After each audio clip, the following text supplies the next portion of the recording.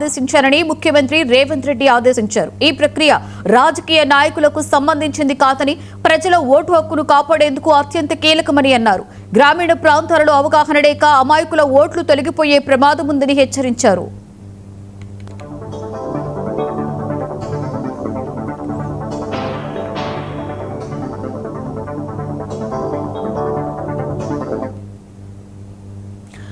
తనకి 2 ఓట్లు ఉన్నాయనే ప్రచారాన్ని ఖండించిన సీఎం కలెక్టర్ అనుమతితో తన ఓటుని స్వగ్రామం నుండి కొడంగల్కి మార్చుకున్నారని స్పష్టం చేశారు.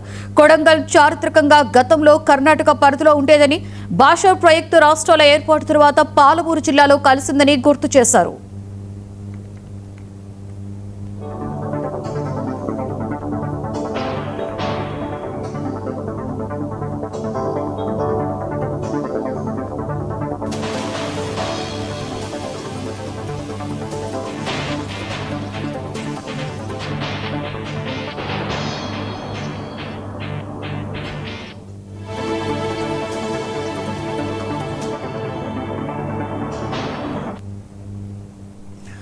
బీజేపీ కుట్రపూరితంగా సర్ ప్రక్రియను ఉపయోగించి ఎస్సీ, ఎస్టీ, మైనారిటీ వర్గాల ఓట్లను తొలగించే ప్రయత్నం చేస్తుందని ఆరోపించారు. ఓటు హక్కు కోల్పోతే సంక్షేమ పథకాలు, గుర్తింపు వంటి అనేక హక్కులపై ప్రభావం పడుతుందని ప్రజలు అప్రమత్తంగా ఉండాలి అని సూచించారు సీఎం.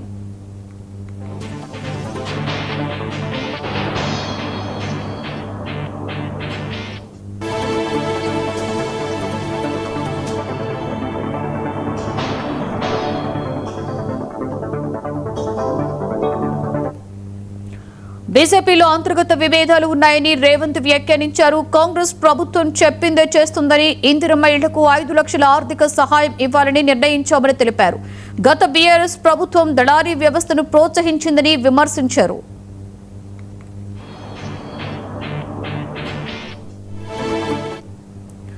గ్లోబరీనా సంస్థపై కూడా సీఎం తీవ్ర ఆరోపణలు చేశారు. ఆ సంస్థ కేటీఆర్ బినామీ సంస్థ అని, సంస్థ నిర్లక్ష్యం వల్ల 27 మంది ప్రాణాలు కోల్పోయారని ఆరోపించారు.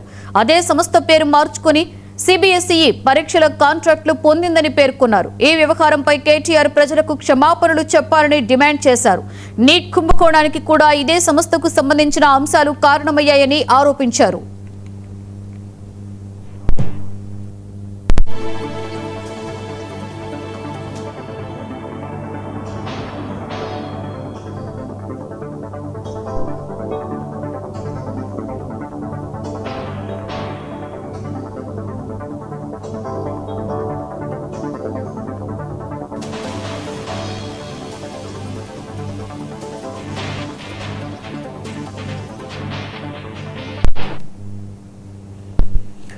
కేటీఆర్, హరీష్ రావులపై కూడా రేవంత్ విమర్శలు చేశారు. కేటీఆర్ బర్త్డేపై వ్యంగ్య వ్యాఖ్యలు చేసిన ఆయన, హరీష్ రావు గొప్ప నాయకుడైతే మంత్రి పదవి ఎందుకు కోల్పోయారని ప్రశ్నించారు.